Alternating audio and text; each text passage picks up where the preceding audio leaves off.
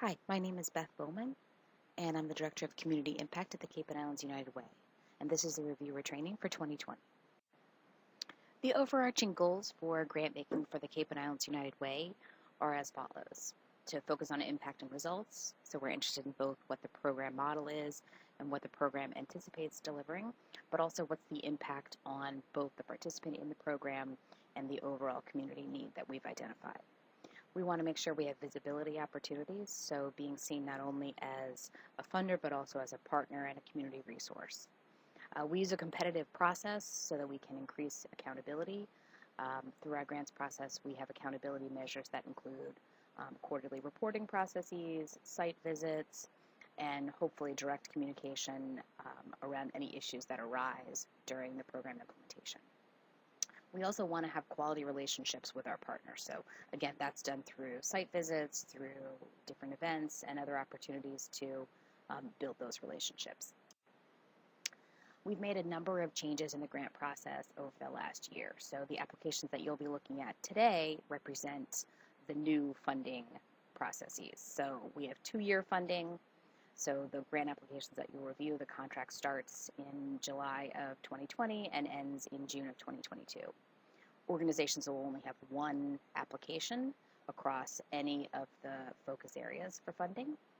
We have a results framework that I'll show you in a moment that really guides our decision making for grants. It has 4 focus areas, and we've limited the strategies underneath those focus areas.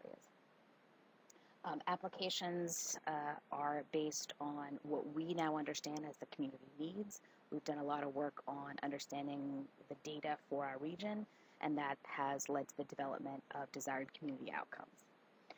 We'll do site visits throughout the year as opposed to only the first quarter of the funding as we've done previously. And in 2-year funding, we're increasing our reporting to quarterly reporting for real-time results.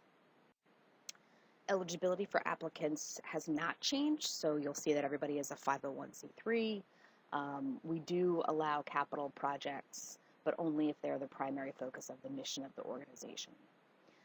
We do have a strong preference for organizations that are based here in our region, and they must serve those that are also based in our region in the 3 counties that we serve. Organizations are going to choose a strategy within the framework, which is not a change, but there is a change in the fact that they will select at least one desired community outcome from the list that we've developed. This is our results framework. This guides our grant making processes. It has 4 categories, as you can see: health, education, financial stability, and housing. And underneath at the very bottom, what you'll see are 2 strategies per focus area. And I'll walk through some of what that looks like in a moment. Okay, so desired community outcomes. So we're not any longer asking organizations to describe the need in the community for us. Rather, we've looked at all of the data for our region in a range of different areas, and using community needs assessments and census data and a number of other data sources, we've identified what the community issues are, and we've identified some desired community outcomes that we think will, if achieved, help address that community need. So let's walk through a quick example of an organization who might be making an application to us. So let's say it's a senior center, a nonprofit senior center. They have a program for healthy eating that includes a meal prep class. So in that example, the organization is going to select promoting health as their focus area. The strategy underneath that is going to be healthy aging because they're focused on a senior population. And they would select either one or both of these desired community outcomes. So their program is going to increase food access. Let's say they get a bag to take home with all the healthy food in it. And then in the program, they're talking about nutritional value of foods and wellness and overall health. So they're increasing that as well. And then they're decreasing social isolation also because it's a community-based program and people are coming together to prepare that meal. So those 2 outcomes would be the overall goal of that program and what they would be working toward, and how they would be and what they would be reporting on in terms of their quarterly reports and talking about in their site visits.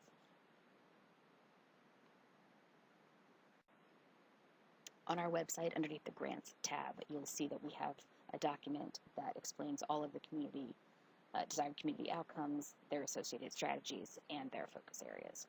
What I will say about the desired community outcomes is that as you look through them, you'll see that they are all related to issues that we know are prevalent within our community. So underneath the second strategy, you'll see there's desired community outcomes around substance use, substance prevention, pain management, which can often, if not addressed appropriately, can lead to substance use and misuse, and mental health support for young people in particular. We know that mental health access and available services is an issue in our community as well. So you'll see that the desired community outcomes reflect what we know are community challenges for us. So moving quickly through education, you'll see there's 4 desired community outcomes underneath each of the strategies, again, reflecting some of the challenges in our community. So we know that affordable childcare is a huge issue in our community. We know that for kids who receive free and reduced lunch benefits at school, when school is not in session, that is a challenge for those young people and their families to make sure that they have food access year-round. Financial stability, again, we've got 2 strategy areas and desired community outcomes. These will show as drop-downs that folks have selected in their letter of intent. So for the housing focus area, for desired community outcomes underneath each one of the strategies. Again, reflecting that housing stability, access to affordable housing, and helping to move folks who are experiencing homelessness into permanent housing solutions are challenges in our community. Now I'm going to focus on specifically what's your role as a community impact team member and a grant reviewer. So as a reviewer, you're going to thoroughly review each grant. When you access the grants portal system, what you'll see is that there's a scoring rubric on the left-hand side, and the application that you're going to be scoring is on the right-hand side, so you kind of have a split screen there. I'd recommend making notes outside of the grants portal system just so that you can refer back to them as your team meets to discuss all of the applicants and funding issues. Overall, we want you to think about how likely the program is to achieve the desired community outcomes that they've selected. Do they have a system in place to measure them?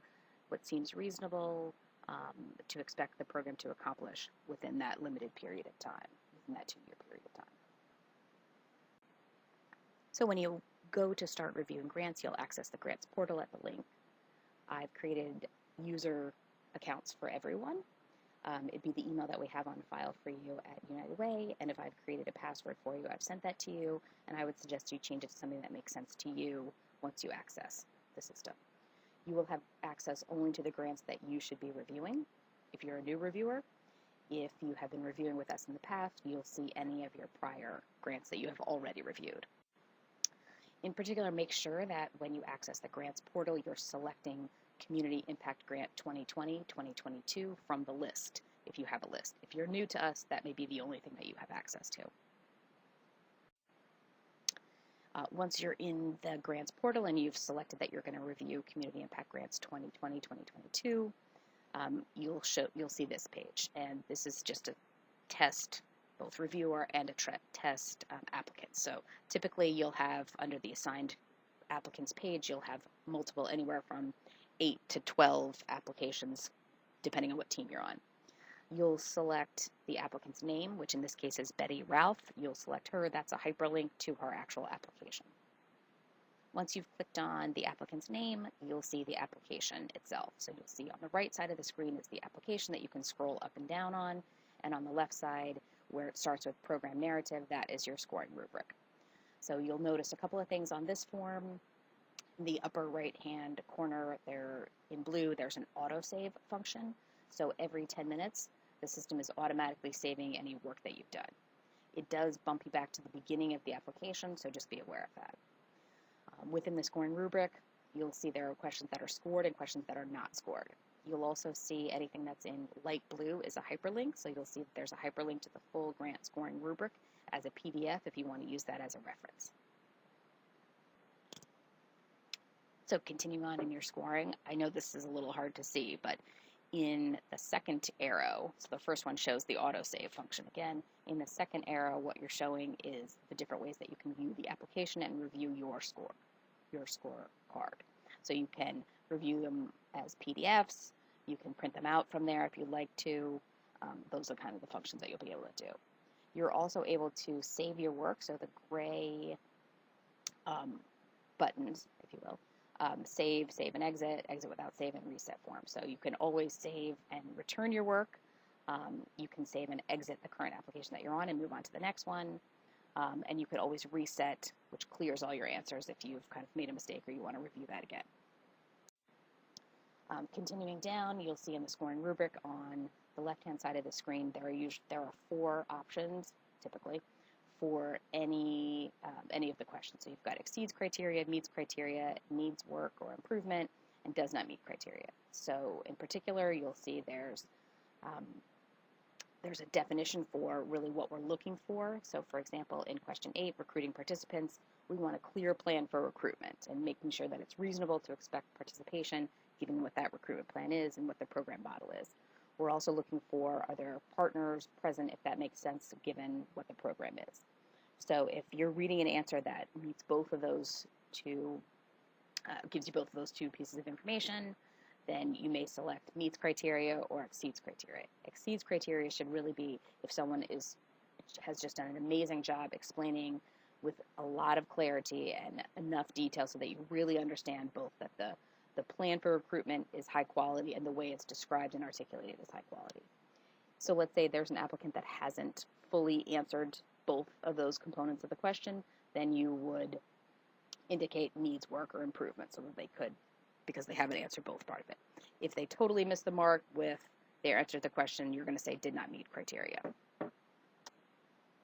So using this scoring rubric, that's our attempt at trying to standardize the process, right? We want folks to be as objective and impartial as possible. We've included language that highlights what's important and should generally guide your thinking around identifying what's a high quality answer versus what it's not. And we really want you to focus both on how the organization has articulated what the program's going to do, but also what's the overall quality of the program that the organization is anticipating on implementing.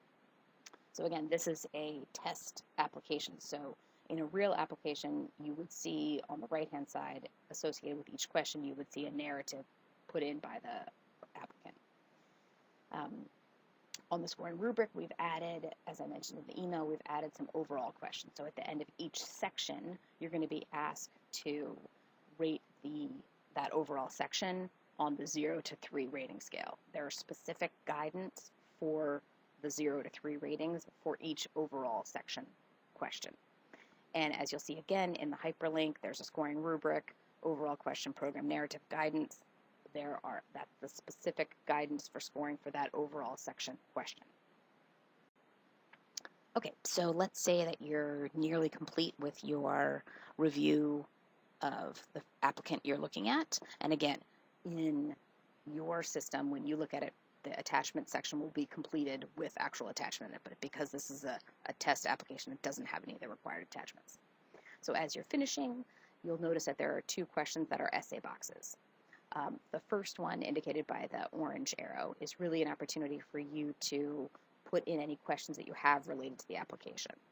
Part of the next step that you'll do when you meet with your chair is you'll talk about if you're going to interview any of the applicants. And really the criteria for interviews is, number 1, are they a new organization to us? We want to make sure that we have a conversation with anyone who's new to United Way funding. So those folks, if they're considered for funding, would automatically get an interview. And then the other criteria for interviews is, are there any significant questions that really will help make us understand the program a little more and help us inform our decision about whether we want to recommend them or not? So you would include those questions in that first essay box. The second one is an overall summary question. So thinking about the entire application for the program, would you recommend supporting it? And in particular, if this is a program that is not new to us, that's been functioning for a couple years, did you have enough information about its past performance to inform your decision making? And just kind of have that as a question that guides your thinking around that final question. And then finally, as I mentioned, the chairs will call the teams to meet and discuss all of the applications. You'll use the notes that you've jotted down outside the system, but you'll also have access to any of your scores and your comments as well for that meeting. The chairs have access to all of the team member scores and comments, and generally they use them to guide the decision-making process and the discussion of those meetings. And again, application interviews, if someone's new to us or if there are significant questions, that's when we would call them in for a brief, maybe 15-minute interview with the team, and that information really will help guide the funding discussion. Typically, chairs at the end of their interview day or interview hours will then reconvene the team, and they'll make some final recommendations at that point. So, given that we're on a 2-year time schedule, I just wanted to provide an overview of what this year and next year looks like. So, as you'll see, we're in the review period currently. You and your chair and your teams will be reviewing through January, February, and March. Recommendations, including funding recommendations, are due April 3rd, so that's in preparation for recommendations to go to the executive committee of the board, and then final grant decisions get approved by the board the week of April 17th. I just highlight a couple of other quick things. Please mark May 12th on your calendar in the evening. We have a community impact celebration, and that brings all of the impact team members, the chairs, the board of the Cape and Islands United Way, and all of the funded partners together to really celebrate all the work that it's taken and to publicly acknowledge who our grantees are for this first 2-year cycle. Again, since we're in a 2-year cycle, we won't be releasing any notification around additional community impact funding until the fall of 2021. Site visits we will do during the summer of 2020, but more information on that will be coming up. Any questions, you certainly can reach out to me or to your chair. There's a ton of resources on the website, including additional grant information, our scoring rubric, list of our prior partners, and this is all publicly available. And once again, thank you so much for volunteering your time, energy, and your talents to really help us make solid funding decisions and to make the most impact we possibly can in our community. Thank you again so much.